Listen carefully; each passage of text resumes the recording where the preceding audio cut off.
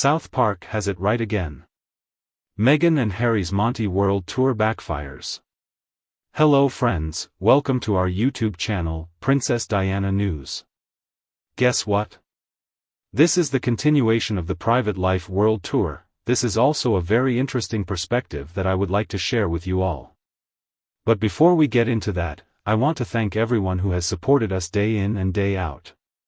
We are very grateful to you. Well, now let's begin.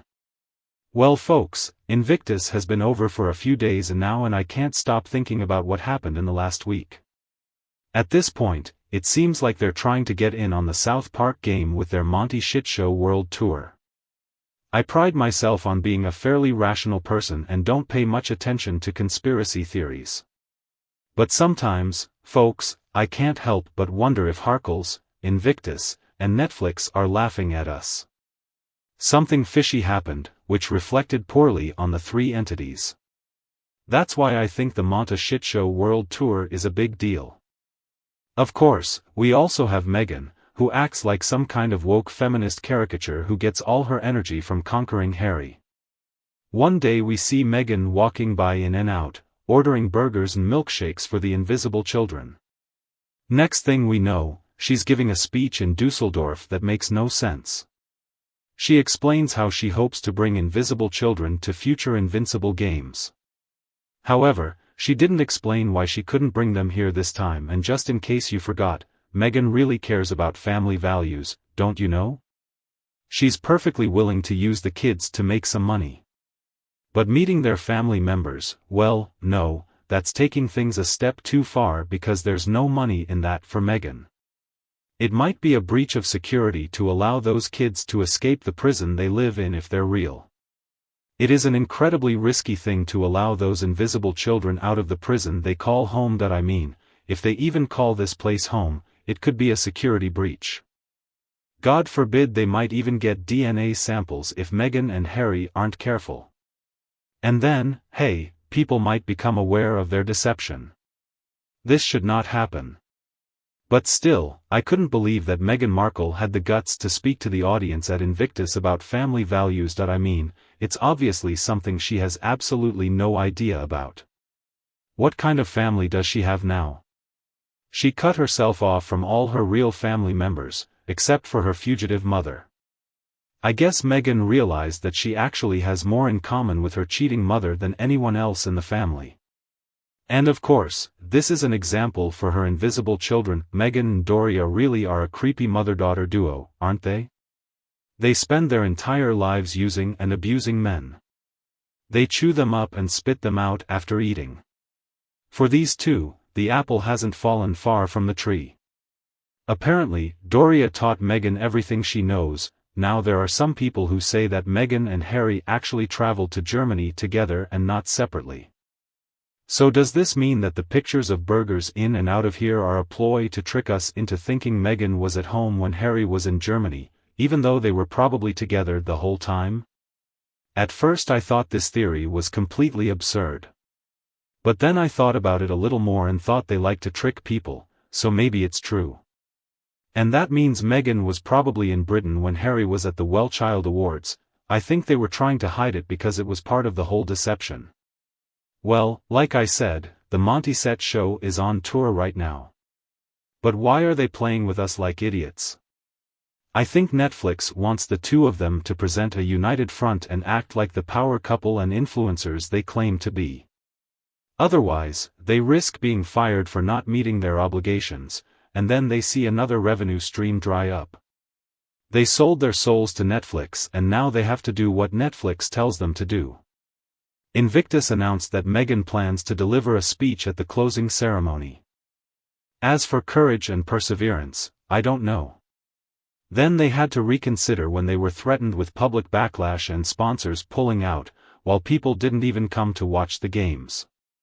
They ended up banning Meghan from the closing ceremony, which makes us think she might not be attending the game at all. But I think most of us know that Meghan Markle is still very likely to appear like a sickly and terrifying spring devil when we least expect it. She is there. Because Meghan is narcissistic and loves controversy and attention. She loves all this negative energy. This negative energy is what keeps her going, and I think that she ended up showing up because Netflix told her she had to. I mean, at this point, she is at their mercy. And so she had no choice but to come after all.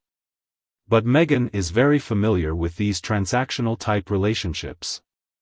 In fact, those are the only relationships that she really knows. She is not a prostitute with a heart of gold. He is a player, a very mean, bad player. You see, Meghan Markle isn't like those working-class girls who just fall into the bad crowd because maybe they come from a bad family. No, Meghan Markle is the woman who makes these girls fall for her. Well, what about negotiations? Well, I heard that Meghan made some pretty ridiculous demands on the Invictus people. He wanted a helicopter to take him from Dusseldorf Airport to his hotel. And he also expected the helicopter to be ready whenever he wanted to use it. And of course he wanted everyone to pay for his clothes.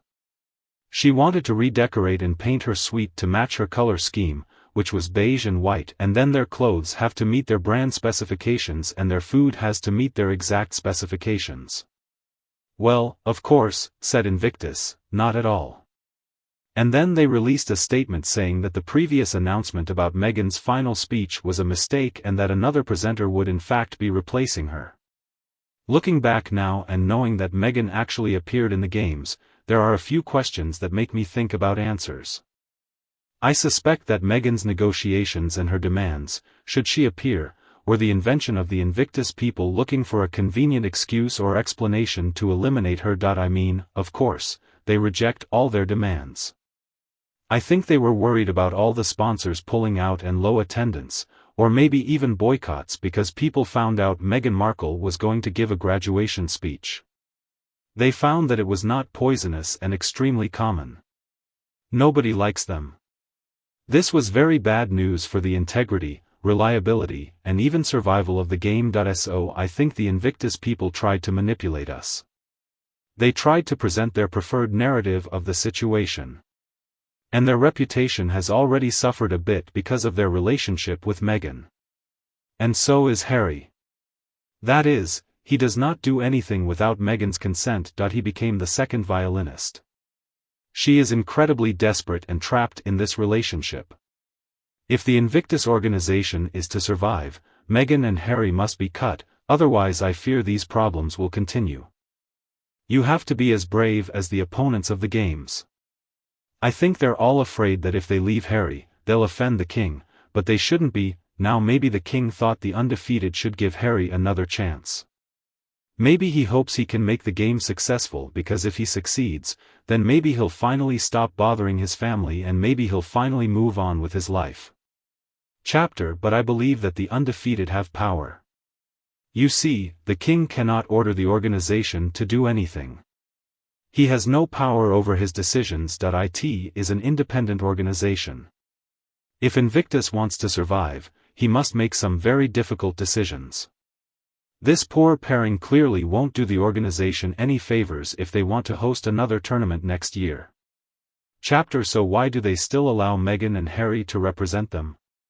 Now friends, let's get back to why I think MONTESHITSHOW World Tour is a perfect name. Wherever they go, they leave a trail of feces. There was definitely a stench in the air, even after they ran elsewhere. When are they going to be banned from having an extra platform to present themselves as fake royals or fake humanitarian celebrities or whatever they really want to be? Because this is a complete joke. They are not who they say they are. Narcissism seems to be a global epidemic these days, and Meghan and Harry are prime examples. Is everywhere and aggressive. Even a Beyoncé concert is apparently not immune to either situation. Meghan and Harry are very problematic figures right now. I don't know why any company wants to work with them. Why hasn't Netflix given up on them yet? I mean, seriously, Netflix, what the hell is wrong with you? Although I think Netflix showed that they are just as bad as Meghan and Harry, so maybe they deserve to be around each other. However, Invictus did not. Invictus is not on the same level as Netflix. Invictus is actually a really great organization that aims to help people. Well, maybe Charles is a suitable excuse. Like Harry scolding his father for his stupidity. But I guess I'm just looking for something to explain why Invictus has stooped to Meghan and Harry's level. I mean, maybe the organization should really be handed over to someone much more powerful in another country. After all, this is a global event. Maybe they could give it to someone who isn't friends with Meghan and Harry. Someone who doesn't have to play these stupid games. Veterans deserve better than the current board of directors. This year's game has become a publicity stunt for Netflix and the terrible couple. Bad this was a pain, bad he was a pain. And if Charles really wants Harry to be part of Invictus, then maybe he's part of the problem. But at the same time I somehow suspect that King Charles has no idea about it. I think he is slowly trying to distance himself from his wayward son. And although as a father I think it's difficult, it's the right thing to do. And what about you? What do you think about her? Let us know in the comments section below. And I haven't forgotten, as always, I'll be checking out some of your great comments. Continuing the comments in the video, Meghan turns herself into a plastic surgery disaster. Okay guys, that's all we have time for now, but don't worry, we'll be back soon to see you in the next video. Before you leave, don't forget to click the like, share and subscribe buttons below.